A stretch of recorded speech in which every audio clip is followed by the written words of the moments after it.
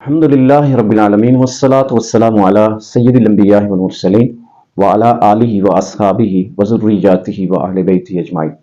آج یکم رمضان المبارک ہے اور اللہ رب العزت نے ہمارے اوپر روزہ فرض فرمایا، ہم نے روزے کی ادائیگی شروع فرما دی۔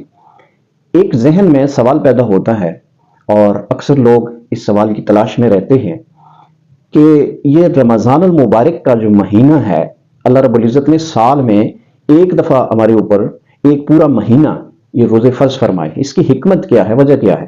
کیا یہ بھوک پیاس کا نام ہے؟ یا اللہ رب العزت ہمیں کسی بڑے مقصد کے لیے کچھ فرما رہا ہے، کچھ تیاری کرنے کا ارشاد فرما رہا ہے؟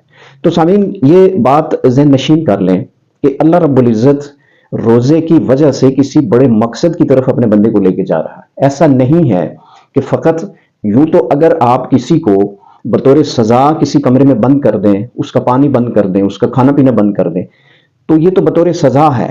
لیکن ایک ایسا ہے کہ آپ کسی مشن پہ ہیں، اور جب آپ کسی مشن پہ ہوتے ہیں تو اس مشن کی تیاری کے لیے آپ کو بہت ساری سختیاں برداشت کرنی پڑتی ہیں۔ رمضان المبارک ایک مشن ہے، اللہ رب العزت ہمیں یہ بتلانا چاہتا ہے، اللہ رب العزت ہمیں تیار کرنا چاہتا ہے تقوی کے لیے، طہارت کے لیے۔ اللہ تبارک و تعالیٰ اپنا قرب عطا کرنے کے لیے ہمیں تیار کرنا چاہتا ہے۔ تو یہ جو ذہن میں سوال پیدا ہوتا ہے، یہ بات یوں سمجھ لیں، میں اگر آسان لفظوں میں آپ کو بتاؤں تو رمضان المبارک صحیح انسان کو انسان بننے کے لیے، بندہ بننے کے لیے ایک ٹریننگ ہے۔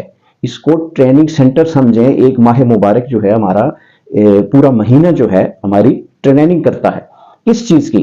طہارت کی، تقوی کی، اللہ رب العزت کا قرب حاصل کرنے کی، غرباء اور مساکین کا جذبہ پیدا کرنے کی، جذبہ جہاد پیدا کرنے کے لیے۔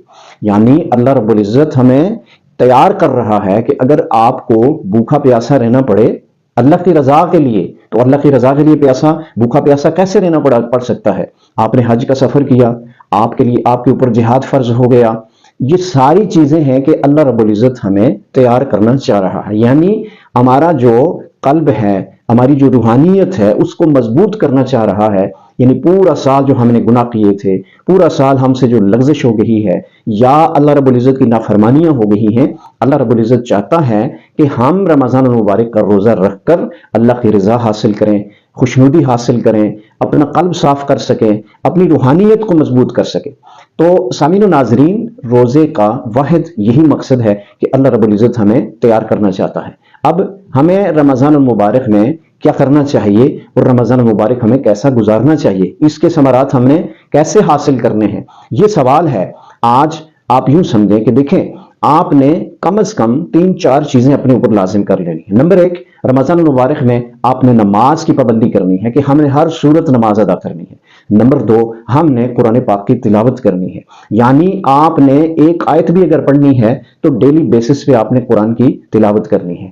ہم نے کیا کرنا ہے کہ اللہ رب العزت کی رضا کے لیے واہیات قسم کی باتیں، چغل خوری، غیبت، جھوٹ، یہ جتنی چیزیں ہیں، ان سے اپنے آپ کو اس ماہ مبارک میں بچا کے رکھنا ہے۔ جب یہ ساری چیزیں آپ کر لیں گے تو آپ رمضان المبارک کے فضائل کے ساتھ ساتھ اس کی برکات کو سمجھیں گے کہ اللہ تبارک و تعالیٰ نے آپ کے روح کو صاف فرما دیا، آپ کے قلب کو صاف فرما دیا۔ اب آپ کو لذت آنا شروع ہو گئی ہے نماز پڑھنے میں، اب آپ کو لذت آنا شروع ہو گئی ہے کہ میں اللہ کے قریب ہو جاؤں، میں جھوٹ چھوڑ دوں، میں غیبت چھوڑ دوں، میں برائی چھوڑ دوں، میں جب اذان کا وقت ہو تو میں بھاگتا ہوا اپنے رب کی بارگاہ میں حاضر ہو جاؤں۔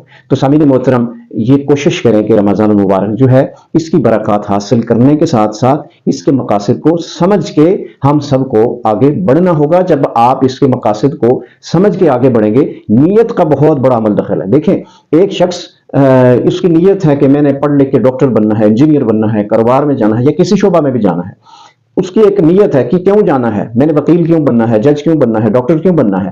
اس کی نیت یہ ہے کہ جناب والا بہت سارا پیسہ اکٹھا کر لوں گا، ڈاکٹر بنوں گا تو میں امیر ہو جاؤں گا، پیسہ اکٹھا ہو جائے گا۔ دیکھیں، پیسہ ضرور ملے گا اسے، لیکن اگر اس کی یہ نیت ہو کہ میں نے پی ایچ ڈی کرنی ہے، میں نے ڈاکٹر بننا ہے یا کسی شعبہ میں ہے، میں نے اچھا اسکالر بننا ہے، کالج یونیورسٹی کے اندر میں نے لیکچر دینا ہے، دین اسلام پڑھانا ہے، اس کی نیت اگر یہ ہوگی کہ اگر میں ڈاکٹر بنوں گا تو مجھے خدمت خلق کا موقع مل جائے گا، لوگوں کی خدمت کا موقع مل جائے گا۔